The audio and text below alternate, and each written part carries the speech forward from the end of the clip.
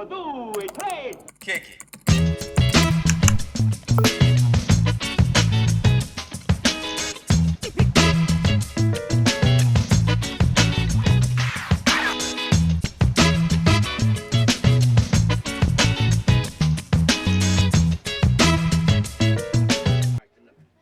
All right, guys, this is Mikel Stous. He's with Paratus Radio, and he has a very long laundry list of credentials that I'm not going to try to recite because then I would look really dumb. So when I'm around smart people, I just don't do it. So Mikel Stous, everyone. Thank you so much. I appreciate being here and networking with people, meeting people. Some of you are radio enthusiasts. Some of you are inexperienced, and that's okay. So what I'd like to do is kind of go over and do an overview of radio as a prepper. Now, being a ham radio operator, I am more of a hobbyist, right? So I do the calculations, I want to be precise. But out here in the field, you know, we want to be, we have a different take on it. Just like police officers have, you know, they use their radio as a tool, right? They live on their radios. Pilots live on their radios. You know, for us as preparedness-minded people, we have a different way of looking at radio as a tool, right? So why radio? Well, radio, we do a few different things with it. One is it's important for us to be in community. There's no lone wolf, right? There's no lone wolf. So radio helps us gather as a community. The other reason why we do radio is because we want to gather intelligence. So two principles about radio that I have as a preparedness-minded person is, one is local is more important than distant. You know, I don't want to talk to somebody in Timbuktu. I want to talk to my neighbor. I want to talk to my mutual aid group. I want to talk to my buddies in St. Louis, in Wichita, in Iowa. I want to talk locally, right? The other important thing to know about radio is you need to be able to hear radio rather than talk. So you'd work on listening rather than speaking. And then when you get more skill, go ahead and talk on the radio, right? So why listen? Well, we need to listen to hazard reports. Reports like weather. You know, I was talking with a lady. She was watching the news, and he said, take cover, the tornado hit, and then she got her tornado alert on her phone after the tornado left. So how about if you can get intelligence before something happens, right? I told her about how to listen to the Skywarn people, the storm spotters. That way she can actually hear, oh, there's a tornado touching down. Okay, I need to take cover. I can tell my neighbors. I can share that intelligence. What if you live by a prison or a jail? Would it be important for you to be able to hear that frequency just in case something's going on? You hear the alarm going off? Oh, let me tune in so I can hear what's going on. We want intelligence to learn, do I bug in? Do I bug out? How do I take care of my family? So that's part of the why of this. And so when I started teaching comms, I saw this big distinction between, okay, now, you know, I'm a nerd, I admit it. I like ham as a hobby, right? I like playing with it, I like doing things, I like figuring things out. Not everybody is that way. So what I want to do is make it a nice system for people to understand. So here goes. So radio is a system.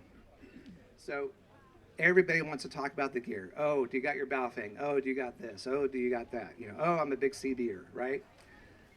Everybody wants to talk about the gear, but they forget that there's also other components of it too. There's skills, and then there's a plan. Everybody forgets the plan. Well, how do I talk to my neighbor? Well, you need to make a plan, right? What channel, what frequency do I talk to him on? You know, and if I need something, is there some kind of communications window? There's there's a wilderness protocol. So if you're lost out in the wilderness, what you do is, so with one of these extended batteries, you can listen on the radio for a long time. So this battery can probably last a week. Just have it on and listen. It takes battery when you transmit. So the wilderness protocol is every 3 hours at the top of the hour, right? So call out for help. Amron, which is a group of prepper ham radio operators, and they actually practice passing messages back and forth nationwide, regionally, and you can even participate using your FRS radio, your MERS radio, your CB. So the idea is we practice this, right? So they are gaining skills in case of a grid down situation. They can actually pass this information to you. So, hey, I have family in New York. How do I talk to them on a Baofeng? Well, the simple answer is you don't. But what you can do is you can partner with Amron or with other prepper communications groups so that you pass a message to your local operator, then they can pass a message to your family up in New York, who can then talk to it locally. So we can do this. With these line of sight radios, you have basically a few simple things you can do with them, right? So with the line of sight, you need more elevation. If you can get to the top of the hill, you can talk further on these line of sight radios. The second thing is have a better antenna. You can either make an antenna like this jungle antenna, or you can buy different antennas, like a mag mount for your car. And that's what I do. Is I have a radio, and I just attach it right into my mag mount on top of the vehicle. You don't have to have a mobile radio. You don't have to have 2 or 3 radios. I like having radios that are compatible, that are common, and that are cost effective. It's kind of like we have great shooters with ARs. Well, and that you can exchange magazines, you can exchange bolts, right? So the parts are all the same. I like that commonality. I like the compatibility, right? So now, unfortunately, my rifle shoots better than me. So I can't afford, I can't shoot like a $400 binary trigger, right? That's not something that I could effectively use well, right? So think about this. Don't let the perfect be the enemy of the good. So think about this. So I wasn't military, but I learned a lot from a lot of different veterans. So they talk about they talk about crawl, walk, run. While on the gear side of things, it's good, better, best. So you don't have to buy perfect, just buy good enough for your situation. So I talked to a gentleman, and all he needs is a mild radio, and just so he can talk to his wife, in the barn, and because you can do a radio one-handed, and a cell phone you usually have to have 2 hands, but if she's wrangling a horse, it's going to be a lot easier to use that one-handed radio. And all he needed was less than a mile. Well, an FRS radio typically is 2 watts, and so that should go a little bit over a mile over open ground. So for that situation, he didn't need an expensive radio. He just needed something fit to his use, right? So height has an advantage, better antenna, and then more power. There is a formula, and it works with light, it works with sound, but also works with radio waves. If you want something to go twice as far, you need to have 4 times the power. So I'm not impressed with the high-powered Baofengs and things like that, because you can't really hear the difference between a 5-watt Baofeng and an 8-watt Baofeng. What you have to do is go from a 5-watt Baofeng to a 20-watt mobile radio. Well, guess what? If I'm in the field, then that means I'm carrying around lead-acid batteries, right?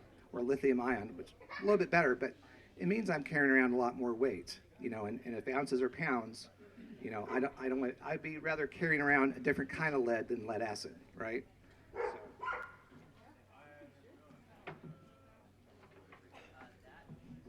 If you're out in the field, you can do a lot of good stuff, like this J-pole. This is quite packable, but it will give you effectively twice the range. So with my Baofeng, I can still get twice the range using this instead of having a mobile radio. So that's a good alternative for it, especially this, because I can get it on a tree, on a hill. I can get way more distance from that. So with the line of sight radios, it's basically those three techniques: more height, better antenna, and then also more power at the last.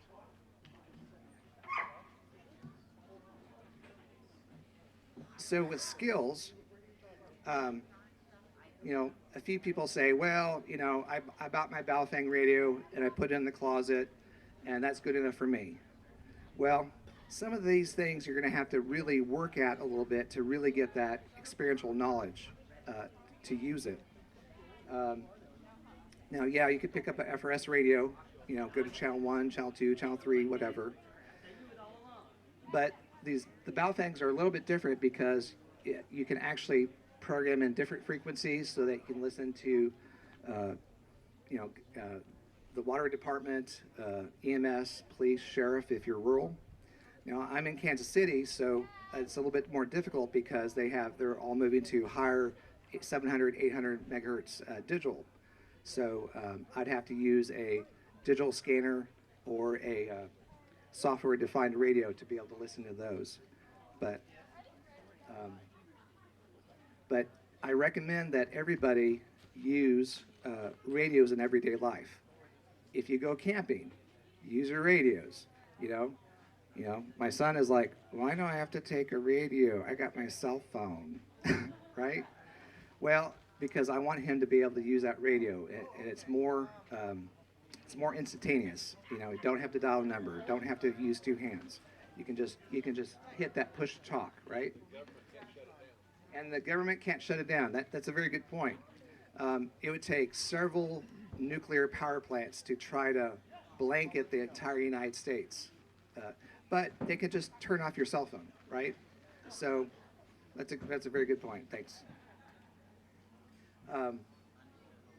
So we're talking about rings of communication, right?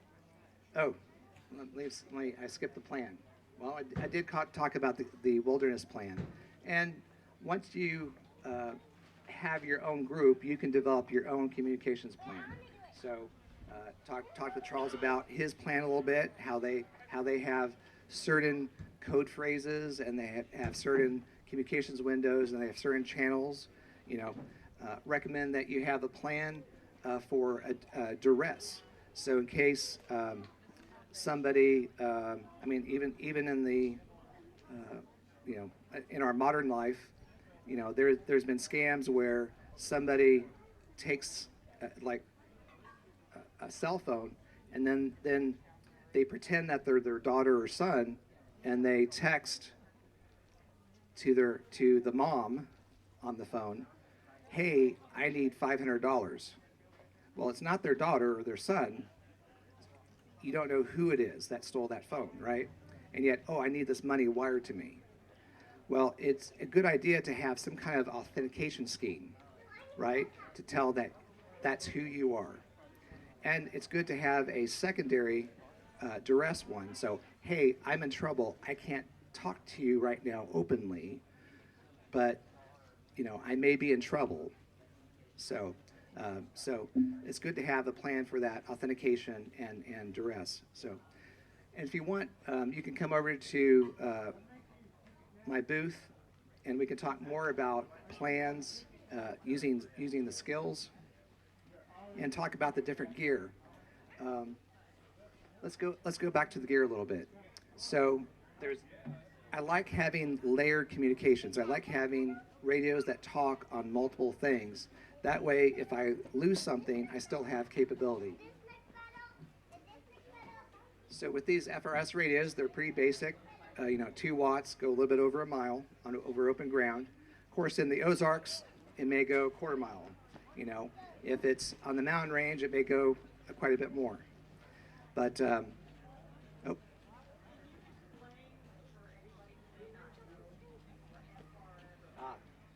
thank you. I use the term so much. So she was asking about FRS. So FRS, the FCC has designated FRS radios, or family radio systems, as a no license communication. So if you buy FRS radio, you can use the FRS radio. If you buy a CB, you can use a CB. If you buy a MERS radio, you can use a MERS radio. So these are license-free, licensed by rule, essentially. Now, our family also has a GMRS, or General Mobile Radio Service. So this radio is a 5-watt radio, so it goes considerably further. It goes about twice as far as the FRS radio, but it has the same channels. They're compatible. So channel 1 on this is also channel 1 on this. Advantages with the GMRS is that you have a detachable antenna, so now you can use that mag mount on your vehicle, or you can use a bigger antenna. So that's really useful. Of course, with the Baofeng, it's technically a ham radio, and so the FCC really prefers that you have a ham radio license to talk on those frequencies. I know that as responsible people,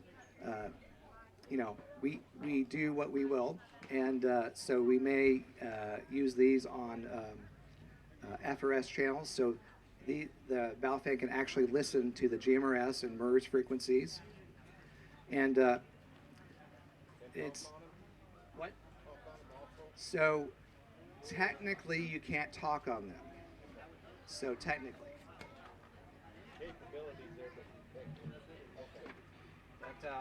So I took this little FRS radio because I didn't want to take my ham radio to Uganda, and I probably broke a few international laws. So just saying.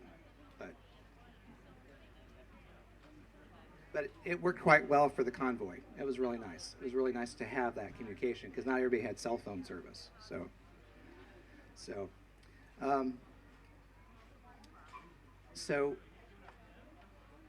gear, skills, and a plan. With frequencies,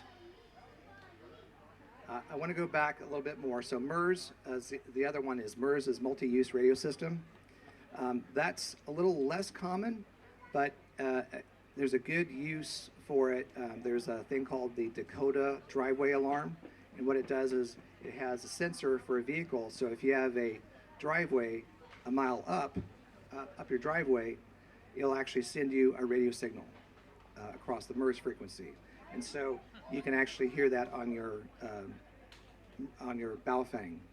Now they also sell other kinds of motion sensors, so that might be useful, in the back of your house or the back of your woods, to have these motion sensors and then be able to hear the alert on your radios. I spoke about line of sight radios. These are all line of sight radios. I wanted to explain a little bit more further on that. So on this chart,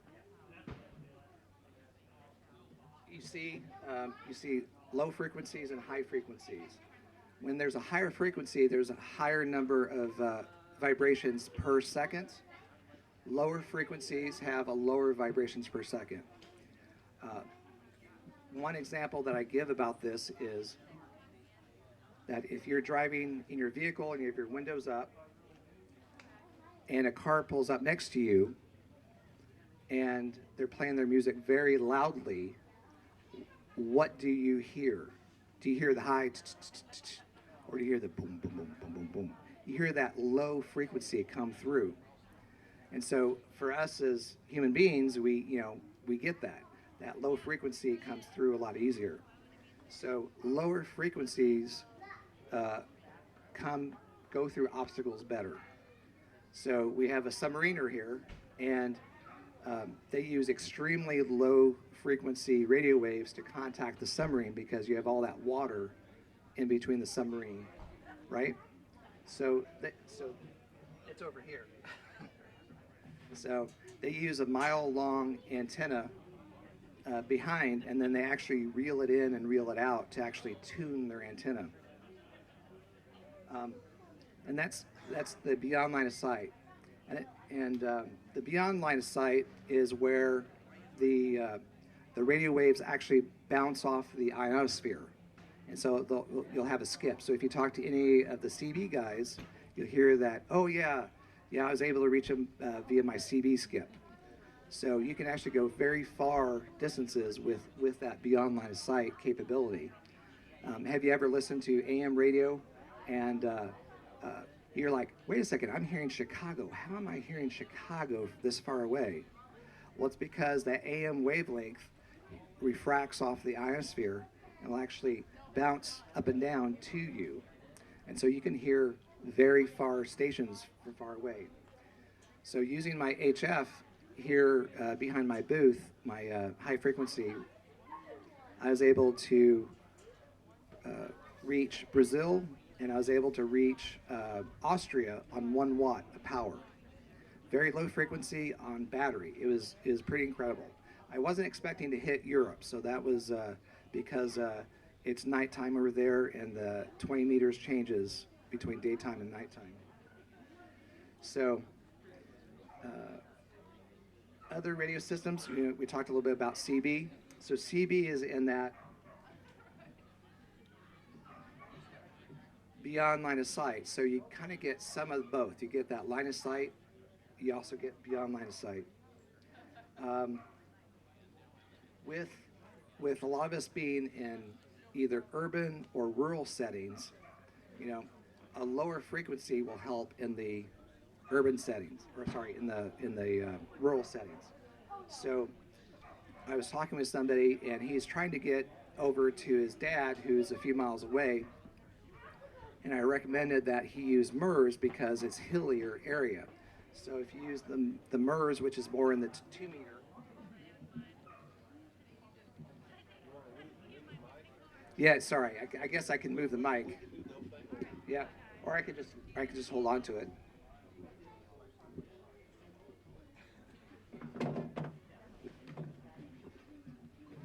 So the Baofangs actually talk in this range here.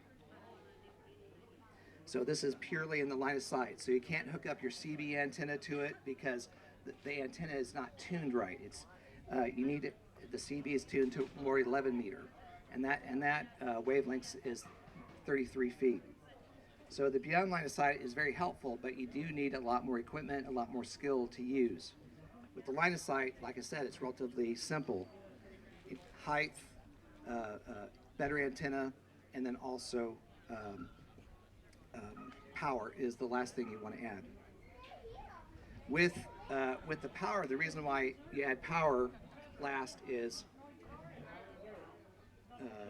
like I said, to go twice the distance, you need 4 times the power. So 5 watt radio to a 20 watt radio to 80 watt radio to a 240 watt radio.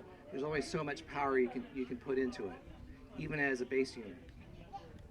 But if you can make a better antenna up higher, you can get the same effect for cheaper, right? So I'm a cheapskate, so I want to be more cost effective in how I use my dollars. All right, so low frequency, high frequency. All right, so let's talk about how far can we go. So typically in a grid down situation, there's some kind of disaster, the power outage, most of your communication is going to be within a 2 mile to 5 mile radius, which is great for one of these handhelds. If you want to go further than 2 miles,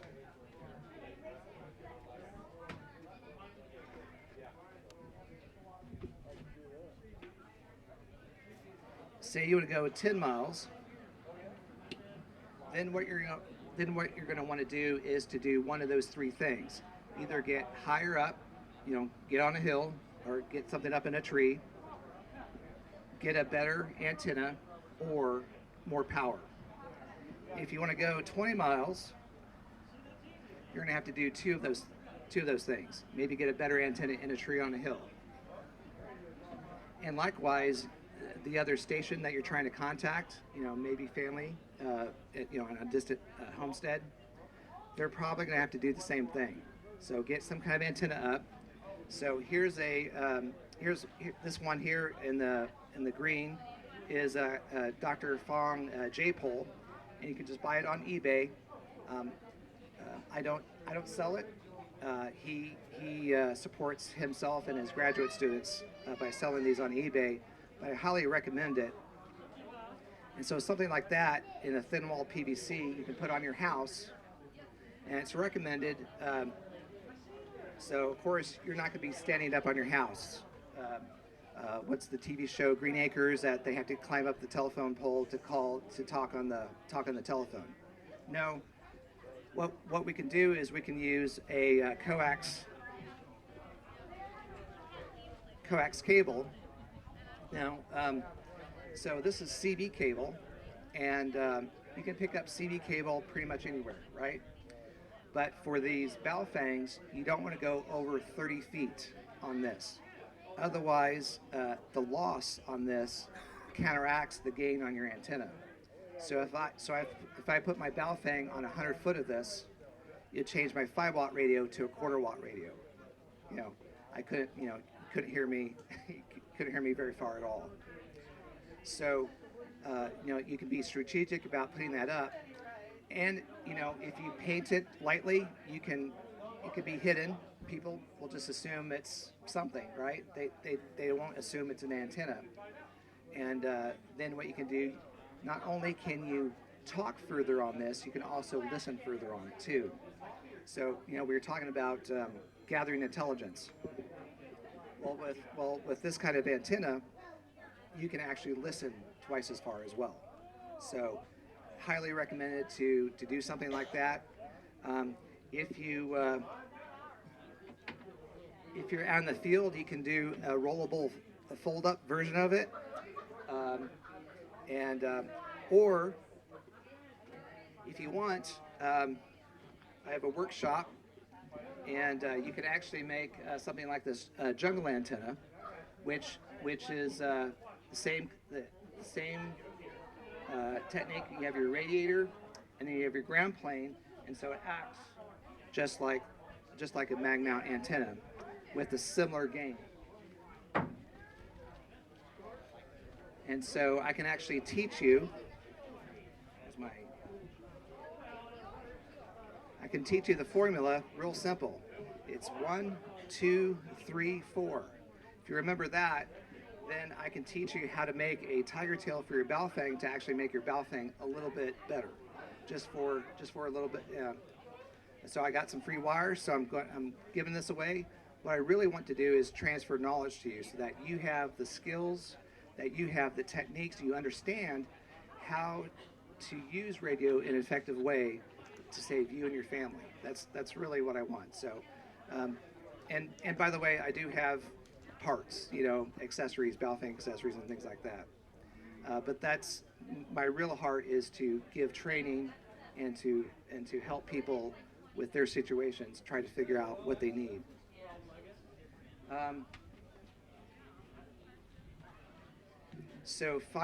With this, if we go 30 miles, we'll probably need to do all 3 of those things. We'll probably have to have higher elevation. We'll probably have to have a better antenna and more power. If we were, at the Chief Stadium, and you stood at one end and I stood at the other end in the field zones, I'd have to yell at you, and you'd have to yell back at me for us to be able to be heard. And that's one of the problems with power, is that usually both people have to yell at each other, right? They have to have more power. But you see on TV, you see the parabolic microphones where they listen in onto the huddles, and they don't have to be there. They're talking normally in that huddle, but that parabolic antenna, it has a high gain and can actually pick up that sound. Well, imagine if you had that antenna, I could talk normally, and if you had that parabolic mic, you could hear me and then I could hear you when you spoke through it, right? So antennas are a lot more important than power is, in my opinion. So it's cool that you can make stuff. It's cool that you can buy stuff. And if you have a situation, I don't mind recommending things off of eBay or whatever. But I do have a few things here that are just basic items, the mag mount antennas, extended antennas, things like that, to help you out.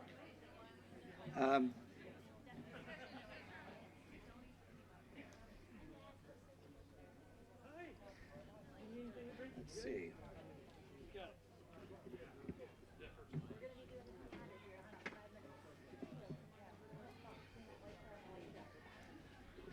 So I don't want to go through a lot of the programming on these because this is not the right environment for that.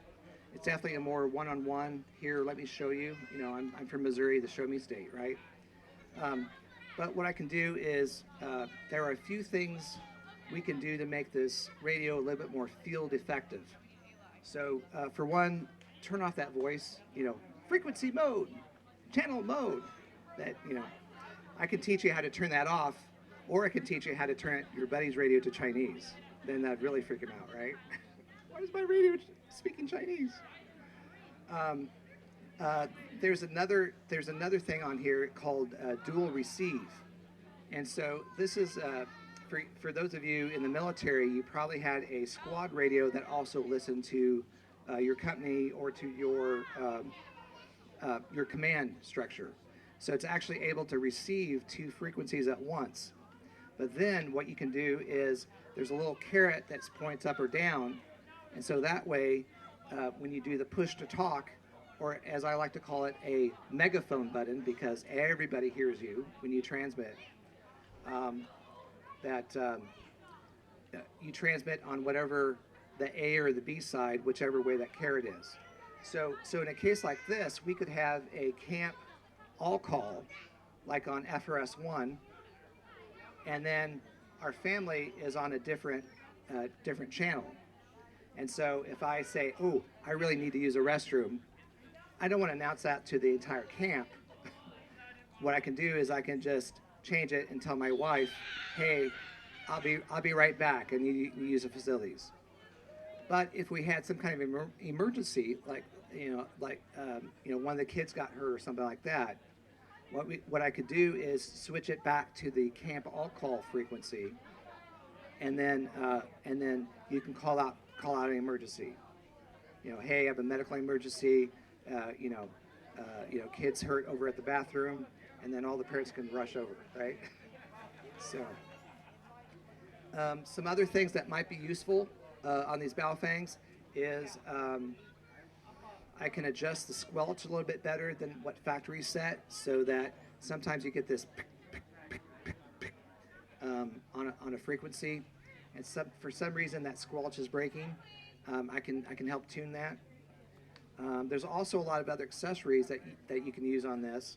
So a lot of guys like to use these while hunting, and there's also an FM receiver on these, and so you can actually listen to the game while in the deer stand. But what you do is you'd use the accessory port, and then you could put in the earpiece, and then that way you can just hear the game and not have it broadcast loudly. And then if need be, you can actually talk on that earpiece to your buddy. Hey, I think there's something over there. You might check that out. Other things you can do with it is there's extended batteries, and like I said, an extended battery like this is useful because you can have it listening and scanning. Yes, these are actually a basic scanner. I'll teach you how to change it into a basic scanner. But you can have it running for a week just on this battery. Now, since I'm all about the field, if you notice, there's a little battery port on the extended batteries. So now there is a USB DC charger. So the same way you charge your cell phones using a little solar panel, you can actually charge your radio in the field as well.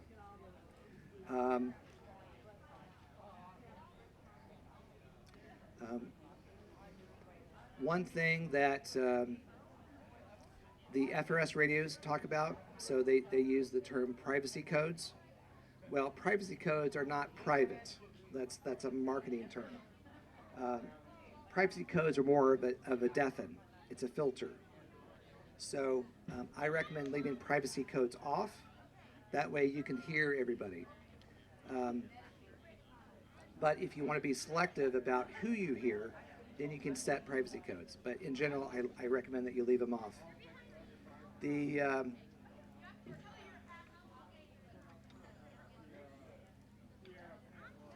That reminds me that I missed something. I missed. Now we've been talking about radio to radio. If you have your ham license, or if you have a GMRS license, the difference is a ham license is an individual license. You take a 32, 34 question quiz, multiple guess quiz. Basic knowledge is kind of like your driver's permit, right? You read the book, you take your test, and then you learn driving by actually driving. With the ham test, you take the test, and then you learn radio by doing radio. But that's an individual license. If you're very not interested in taking the license, you can get the GMRS license, which is a family license, like I spoke about. There's also a business license, so if you have a group of people, you can actually buy a business license that lets you talk on frequencies other than ham and lets you actually encrypt. So that's a useful capability. But with the ham license, you can talk on ham repeaters. With the GMRS license, you can talk on GMRS repeaters. Now, GMRS is actually because they dropped the fee for it, there's actually a lot of GMRS repeaters popping up around the country. So I have a list of all the new GMRS repeaters.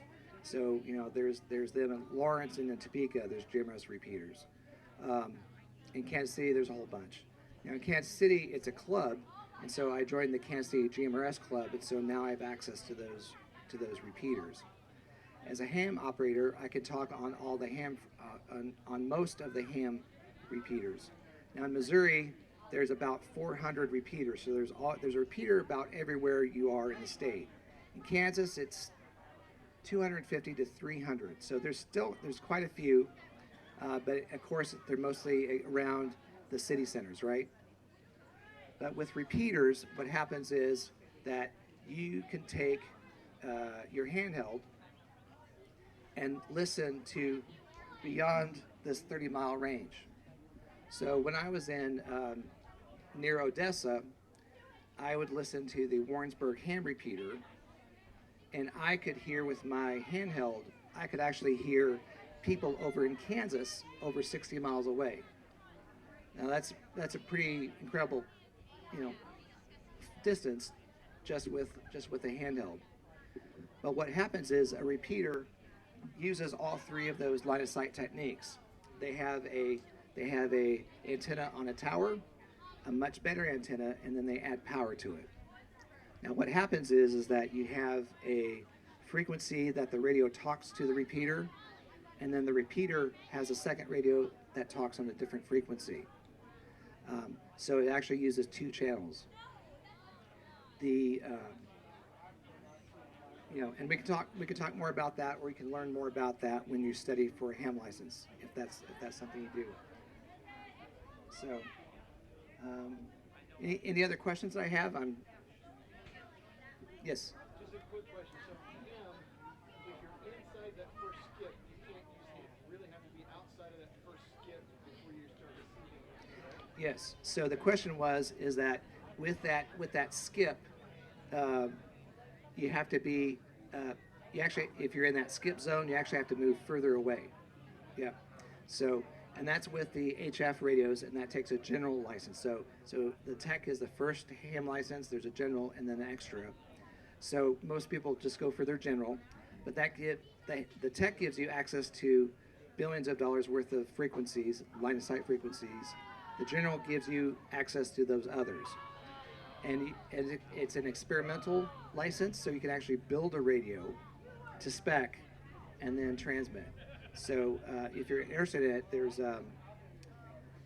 there's these kits, they call them tuna cans, where it comes actually in a tuna can, and you solder it together, and it's a Morse code, but it's like $30. We talk about as preppers, knowledge weighs nothing, right? Well, CW or Morse code is on my list up to learn, but it's way down on my list. I got a bunch of other things I want to get taken care of first. But with a $30 kit that you can make and a piece of wire, you can go a long distance with that. Last year during the ARL field day, now they had this big tower on a trailer, and they had it up, they had a propane generator, and they were pumping out watts, and they were going pretty far with that. My buddy Irish and I were over in the corner running our little battery operated QRP radios, or low power radios, and we were doing pretty good on that. But then this old guy comes over and he says, "Hey, can I join you?" And he's like, "Yeah, sure." So he comes out, pulls out a DeWalt battery, plugs in a buck converter, and down into this little kit he made, this little tuna kit or something. It's not quite a tuna kit, it's a different kit. So the club was running 100 plus watts. We were running 5 watts, 10 watts, and he was running 3 watts, and he was getting out further than we were, just because he was able to do Morse code and do that. So, like I said, it's on my list. So, yes, sir. So he said the ham is not on the side, but a ham radio, you can go out and hit a repeater, and then it can come back to you. Yes. Yes. So with the line of sight, you have repeaters with line of sight radios. So that helps you get that distance, right? With the beyond line of sight radios, it's radio to radio. They don't have repeaters in the beyond line of sight. There's no repeaters for CB, right? There's no repeaters on this side. There's repeaters on this side. So like with your firefighter radio, you have to have a lot of repeaters because not everywhere is line of sight.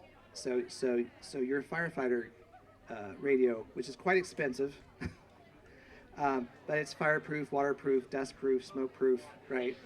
And if he has to do an emergency call, he can do an emergency call on it. But that's heavily dependent on repeaters because of that wavelength.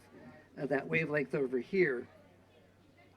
So, which is better for coming out of the building, and that's also the FRS, GMRS are better for urban areas, whereas the 2-meter ham and the or marine radio or MERS radio are better for urban areas.